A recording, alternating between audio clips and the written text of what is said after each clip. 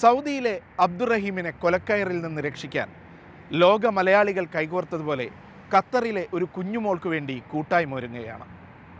SMA ബാധിതയായ മൽഹ റൂഹിക്ക് വേണ്ടത് 1,10,00,000 ഖത്തറി റിയാലാണ്, ഏകദേശം 26 കോടി ഇന്ത്യൻ രൂപ. കഴിഞ്ഞ നവംബറിലാണ് ഖത്തർ മലയാളികളായ റിസാൽ നിഹാല ദമ്പതികളുടെ ജീവിതത്തിലേക്ക് കളിച്ചിരിയുമായി ഈ കുഞ്ഞു മാലാഖ എത്തിയത്. അവരവൾക്ക് മൽഹ റൂഹി എന്ന് പേരിട്ടു. ആ ചിരി അധികകാലം നീണ്ടുനിന്നില്ല. 2 മാസത്തിനപ്പുറം ആ വീടൊരു കണ്ണീർ കടലായി മാറി. കുത്തിവയ്പ്പെടുക്കാൻ ചെന്നപ്പോഴാണ് കുട്ടിയുടെ ചലനത്തിൽ ഡോക്ടർ സംശയം പ്രകടിപ്പിച്ചത്. പരിശോധനകൾക്കൊടുവിൽ കുഞ്ഞു മൽഹയ്ക്ക് അപൂർവമായ ജനിതക രോഗമായ SMA ആണെന്ന് സ്ഥിരീകരിച്ചു. ഉടൻ ചികിത്സ തുടങ്ങണം.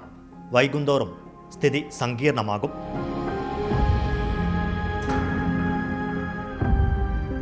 ചികിത്സയ്ക്ക് ചെലവ് 1,10,00,000 റിയാൽ, അതായത് 26 കോടിയോളം രൂപ.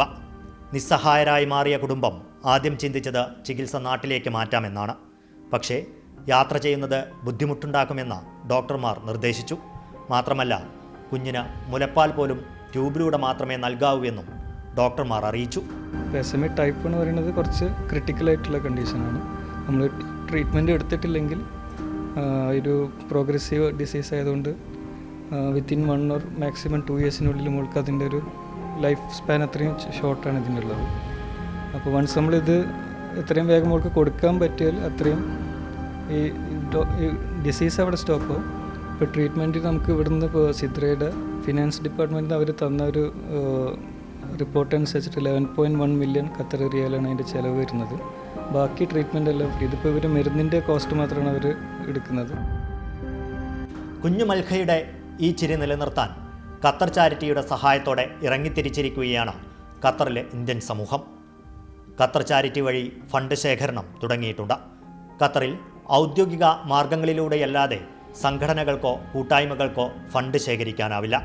ഇതുവരെ ആവശ്യമായതിൻ്റെ വളരെ ചെറിയ ഭാഗം മാത്രമാണ് ലഭിച്ചിട്ടുള്ളത്. കരുണ പറ്റിയിട്ടില്ലാത്ത മനുഷ്യർ സ്വന്തം കുഞ്ഞിനെ പോലെ കണ്ട് മൽഹയ്ക്കായി കൈകോർക്കണമെന്നാണ് ഖത്തർ ചാരിറ്റി ആഹ്വാനം ചെയ്യുന്നത്. I'm very happy and proud about Indian community here in Qatar, and I would like to encourage them to share with us, with Qatar Charity, in this campaign to collect this amount to save the life of Malika. Inshallah, we will reach to this goal if we work together, and I hope inshallah we will reach to this amount as soon as possible, because it's very important to give this medicine to this small daughter. ഡോക്ടർമാർ പറഞ്ഞ സമയക്രമമനുസരിച്ച് 2 മാസത്തിൽ കുറഞ്ഞ ദിവസങ്ങൾ മാത്രമാണ് ഇനി മനുഷ്യസ്നേഹികൾക്ക് മുന്നിൽ ബാക്കിയുള്ളത്. അതിനിടയ്ക്ക് പ്രവാസി സമൂഹം കൈകോർത്ത് പിടിച്ചാൽ മൽഹയുടെ പുഞ്ചിരി നമുക്ക് നിലനിർത്താം. കഴിഞ്ഞ ദിവസം ഇതിനായി ഖത്തറിലെ വിവിധ സംഘടനാ നേതാക്കളും ബിസിനസ്സുകാരും യോഗം ചേർന്ന് ഫണ്ട് കളക്ഷൻ വേഗത്തിലാക്കാൻ ശ്രമം തുടങ്ങിയിട്ടുണ്ട്. മൽഹ റൂഹിയുടെ കേസ് നമുക്കറിയാം, ഏകദേശം മാർച്ച് മിഡിൽ തുടങ്ങിയിട്ട് നമ്മുടെ മുന്നിലുള്ളതാണ്. പക്ഷേ എന്തുകൊണ്ടോ അത് നമ്മൾ ഉദ്ദേശിച്ച രീതിയിലുള്ളൊരു കളക്ഷൻ വന്നില്ല. 11.6 മില്യനാണ് മൊത്തം വേണ്ടത്. 11.6 മില്യൺ ഖത്തർ റിയാൽ, ഏകദേശം ഒരു 8 ലക്ഷത്തോളം താഴെയാണ് വന്നിട്ടുള്ളത്. അത് മനസ്സിലാകുന്നത് അതിൻ്റെ ഒരു ഇമ്പാക്റ്റ് ഇപ്പോഴും നമ്മുടെ കമ്മ്യൂണിറ്റിയിൽ എത്തിയിട്ടില്ല.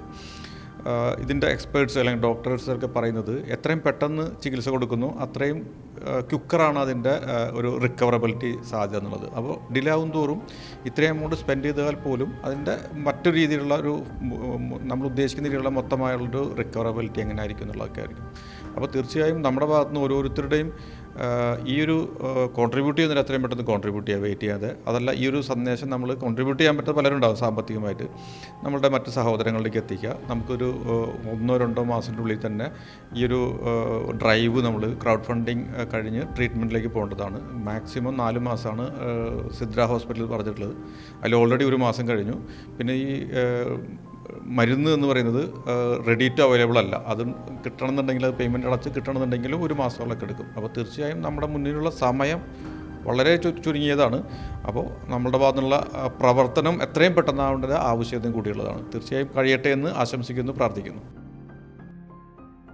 നിരവധി പ്രതിസന്ധികളെ കൂട്ടായ പരിശ്രമത്തിലൂടെ അതിജീവിച്ച മലയാളി സമൂഹം തങ്ങളുടെ കുഞ്ഞുമാലാഖയ്ക്കും കൂട്ടാകുമെന്ന പ്രതീക്ഷയിലാണ് രക്ഷിതാക്കൾ. ഇനിയൊരു ഷോർട്ട് ബ്രേക്ക്.